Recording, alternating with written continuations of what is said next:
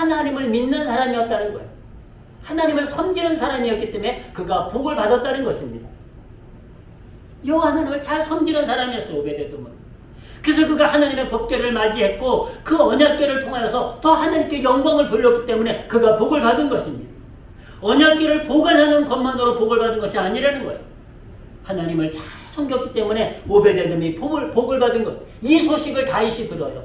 아하, 그렇구나. 하나님을 잘 섬기면 되는구나. 그 사실을 이제 이 오베데돔을 통해서 다윗이 깨닫는 거예요. 그래서 오늘 본문이 뭔고 하니, 그래서 이 다윗이 다시 오베데돔의 집에서 하나님의 언약궤를 다윗성으로 옮기는 거예요. 오늘 본문의 말씀. 자, 한 번 더 보시겠습니다. 오늘 본문에서 그렇게 말씀하고 계십니다. 14절 12절 말씀이죠. 12절 말씀 보십니다. 오베데돔의 집에서 혹이라고 하는 것은 어떤 사람이라는 뜻이죠. 혹이는 어떤 사람이 다윗 왕에게 구하여 가로되 여호와께서 하나님의 궤를 인하여 오베데돔의 집과 그 모든 소유에 복을 주셨다 한지라 그랬습니다. 불과 3개월 만에 하나님의 복이 임하신 거예요.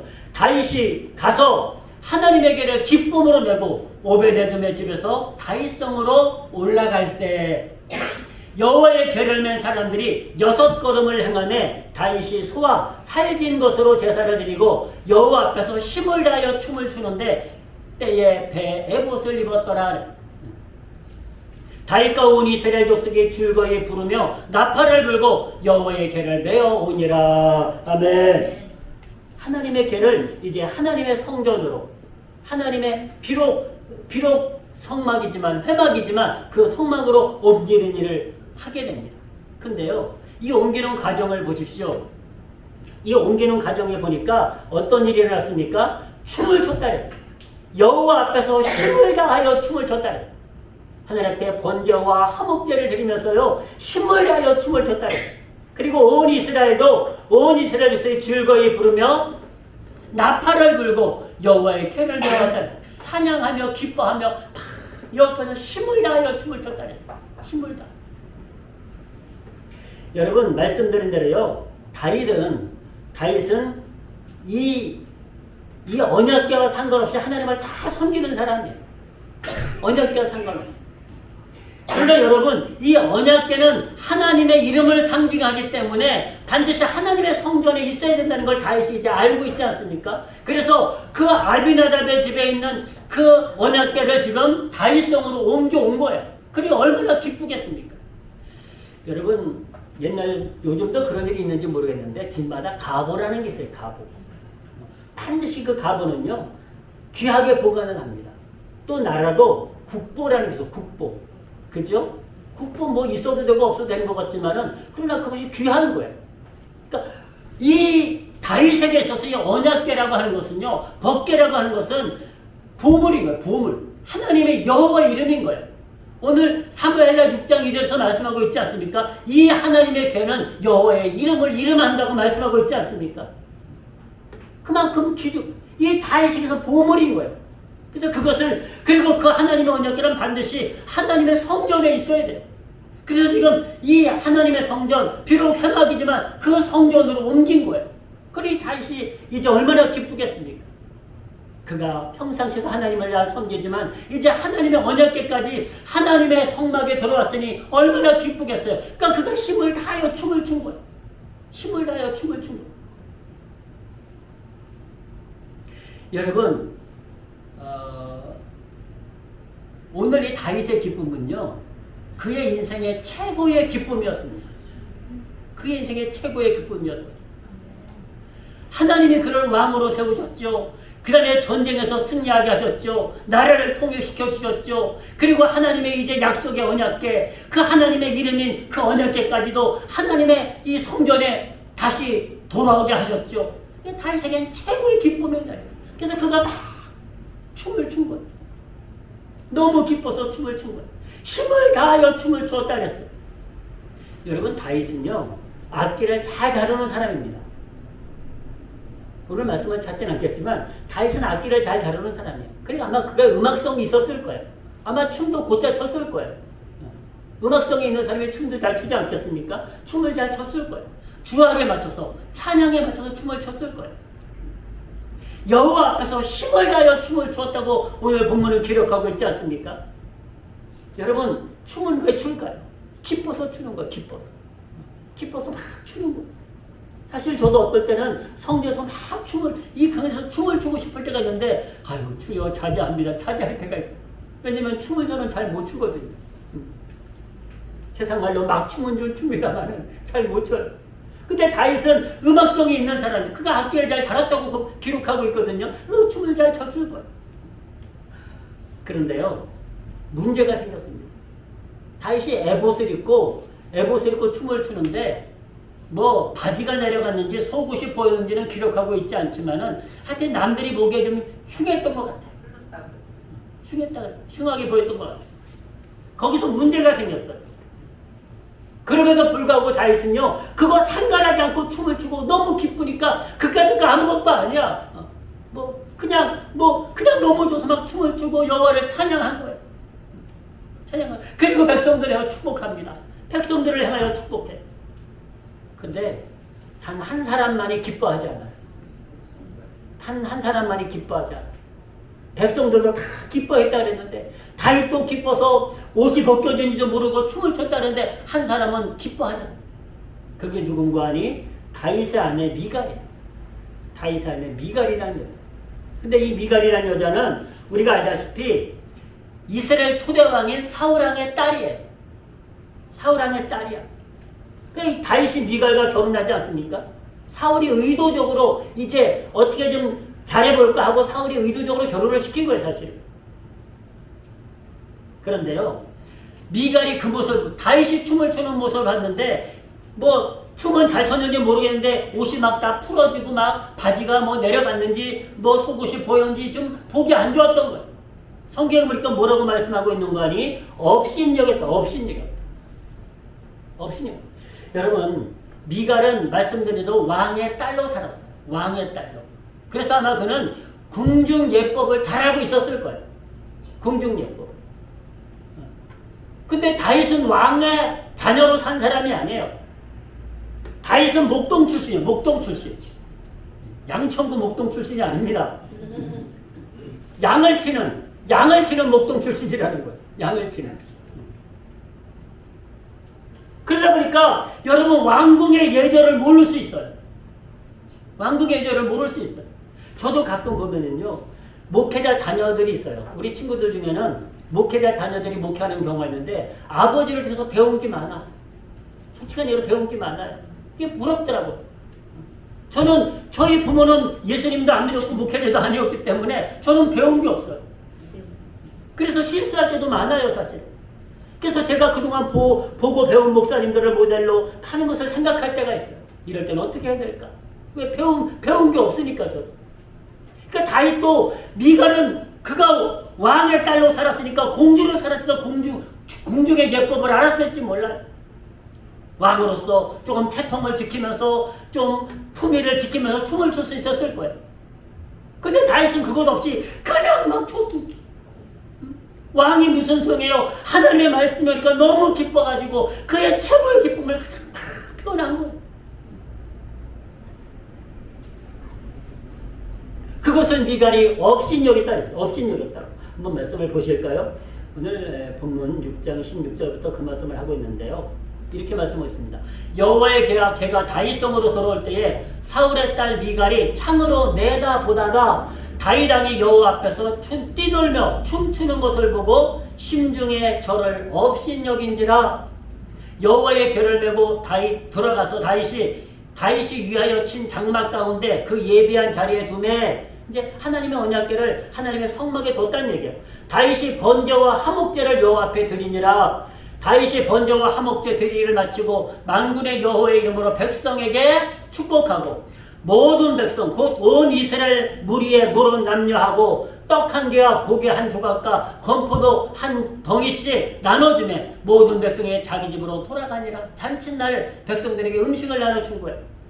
자, 그리고 이제 다윗이 가족을 축복하러 들어갑니다. 가족을 축복하려. 다윗이 자기 가족에게 축복하러 돌아오매 사울의 딸 미갈이 나와서 다윗을 맞으며 가로되 이스라엘 왕이 오늘날 어떻게 영화로우신지 방탕한 자가 염치 없이 자기의 몸을 드러내는 것처럼 오늘날 그 신복의 계집종의 눈앞에서 몸을 드러내셨도다. 막 업신여기 흉을 본 거예요. 아니 채통을 좀 지키게 뭐하는 짓입니까? 라고 얘기했다는 얘기예요. 그때 다윗이 한마디 합니다. 우리 21절을 같이 한번 하시겠습니다. 21절 시작. 다윗이 미갈에게 이르되 이는 여호와 앞에서 한 것이니라. 아멘. 다윗이 이렇게 내가 저 많은 사람들과 함께 한 것이 아니라 여호와 앞에서 하늘 앞에서 내가 기쁨을 표현한 거라는 거예요. 사람들이 나를 뭐라고 말하든 내가 기뻐서 여호와 앞에서 한 것이니라. 여호와 앞에서. 다윗이 그렇게 고백해요. 내가 하늘 앞에서 기뻐서 춤을 췄는데 그걸 가지고 왜 책망하냐는 거예요. 그걸 가지고. 그래서 이렇게 합니다. 저가 내 아비와 그 온 집을 버리시고 나를 택하사 나로 여호와의 백성 이스라엘의 주권자를 삼으셨으니 내가 여호와 앞에서 뛰놀리라. 주 앞에서 뛰놀겠다는 거예요. 한마디 더 합니다. 내가 이보다 더 낮아져서 스스로 천하게 보일지라도 내가 말한 바 계집종에게는 내가 높임을 받으리라 한지라 그랬어요. 내가 더 천할지라도 계집종에게는 높임을 받겠다는 거, 업신여기를 받지 않겠다는 것. 이것은 다윗의 자존심이었습니다. 이것은 하나님의 말씀은 아니에요. 다윗의 자존심이에요. 내가 어떠한 경우도 여자에게는 업신여기를 받지 않겠다는 다윗의 개인적인 자존심입니다. 그러나 다윗의 마음이 그랬다는 거예요. 내가 하늘 옆에서 기뻐서 뛰놀았는데 내가 무슨 죄를 진 것도 아니고 너무너무 기분이 좋아서 너무너무 행복해서 춤을 춘 건데 그것 가지고 네가 나를 업신여 여기느냐라고 지금 말하고 있는 것입니다. 심지어 이 미갈이 뭐라고 얘기하는 거니? 방탕한 자가 염치 없이 자기의 몸을 드러내는 것처럼 오늘날 그 신복의 계집종의 눈앞에서 몸을 드러내셨던 이 다윗을 거의 춤추는 기생 취급한 거예요. 기생들이 몸을 드러내지 않습니까? 그러면서 기생들이 몸을 드러내는 것처럼 창기 취급하면서 여러 여자들 앞에서 몸을 드러냈다고 업신여기며 조롱한 거예요. 다윗은 말합니다.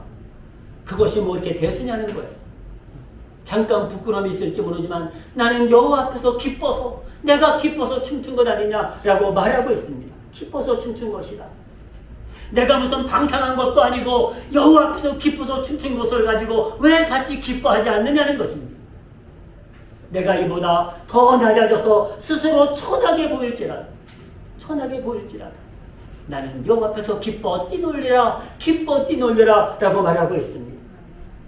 여러분 이 사건 때문에 다윗과 미갈이 멀어져 가지고 평생 남남처럼 삽니다. 이 사건 평생 남남처럼 살아요. 보십시오. 그러므로 사울의 딸 미갈이 죽는 날까지 자식이 없으니라 그랬습니다. 이 말은 뭔가 아니요. 동침하지 않았다는 얘기예요. 상종을 하지 않았다는 얘기입니다. 그래서 평생 남남처럼 삽니다. 그래서 미갈은 자식이 없어요. 여러분. 다윗은 아내들이 성경에 기록된 대로 그때는 일부 다처제였으니까요. 성경에 한 9명의 부인들이 나옵니다. 근데 미갈하고는 자식이 없다고 기록하고 있어요. 다른 부인들은 다 자식이 있는데 미갈은 자식이 없다고 기록하고 있습니다. 여러분, 궁중의 예법은 채통을 지키면서 춤을 추는 것이었을지 모릅니다. 그러나 다윗이 하나님의 법궤가 돌아오므로 언약궤가 돌아오므로 너무 기뻐서 춤을 췄다면 그냥 마음으로만 생각하고 말지 다윗이 들어오니까 집에 가족을 축복하러 들어오니까 거기 앞에 대고 또 한마디 하는 거예요. 그로 인해서 그들이 다윗과 미갈이 평생 멀어진 관계가 되고 말지 않습니까? 사랑하는 성도 여러분, 우리는 주님 앞에서 기뻐 뛰노시기를 주로 축복합니다. 하나님의 말씀으로 기뻐 뛰노를 그거를 찾아보면 안 됩니다. 하나님의 이름으로 기뻐하는데. 그래서 여러분 우리는 늘 말씀드리지만 우리는 예배의 대상이 하나님이시고 하나님이기 때문에 우리가 기뻐 뛰며 찬송이며 춤출 수 있어야 된다는 거예요. 다윗이 그랬던 것처럼 말이죠. 다윗이 하나님 말씀이 돌아오니까 그 하나님의 이름 법궤가 언약궤가 하나님의 성에 돌아오니까 너무 기뻐서 그는 왕이고 뭐고 필요 없었어요. 그냥 하나님을 향하여 기뻐 춤췄던 거예요. 사랑하는 성도 여러분, 우리가 하나님 말씀으로 이렇게 기뻐하시기를 주의 이름으로 축복합니다. 하나님 말씀으로 기뻐하십시오. 여러분, 언약궤는 무엇을 상징합니까? 하나님의 말씀을 상징합니다. 언약궤는 하나님의 말씀이요 하나님의 이름을 상징합니다. 이 시대 언약궤는 바로 하나님의 말씀입니다. 하나님의 교회입니다. 하나님의 말씀은 살아 역사한다고 말씀하겠습니다. 하나님의 말씀이 우리를 치유하고 우리를 회복하고 우리를 온전케 한다고 말씀하고 계십니다. 사랑하는 성도 여러분, 하나님의 말씀이 우리 안에 살아 역사할 때, 우리가 하나님을 섬기며 나아갈 때, 오늘 다윗에게 임한 은혜가 저와 여러분들에게도 임하실 줄로 믿습니다.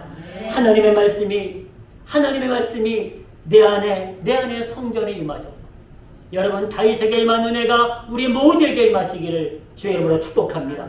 저와 여러분들은 하나님의 성전입니다.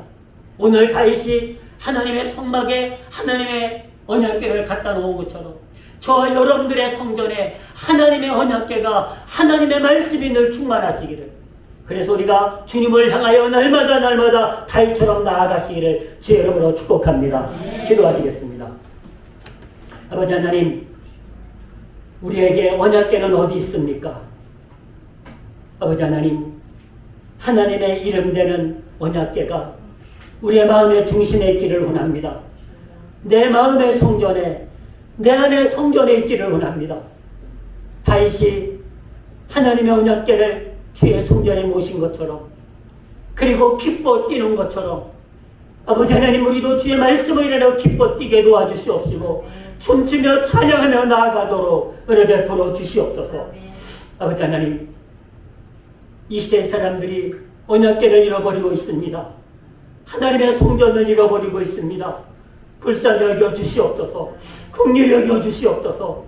하나님의 성도들 한 생명 한 생명 붙잡아 주셔서 아버지 하나님의 성전이 되게 도와주시옵시고, 그 성전에 하나님의 말씀인 언약궤가 늘 그 자리에 있도록 축복하여 주시옵소서. 그러므로 우리가 주를 경배하게 도와주시옵시고 주께 나와서 주님을 섬기는 삶이 되도록 은혜 베풀어 주시옵소서.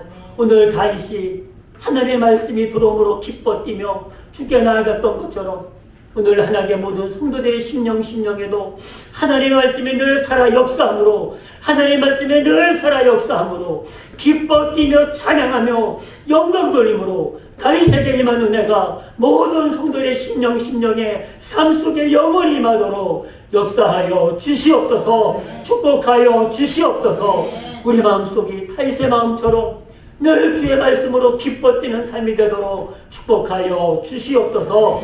감사드리오며 예수님의 이름으로 기도드립니다. 아멘.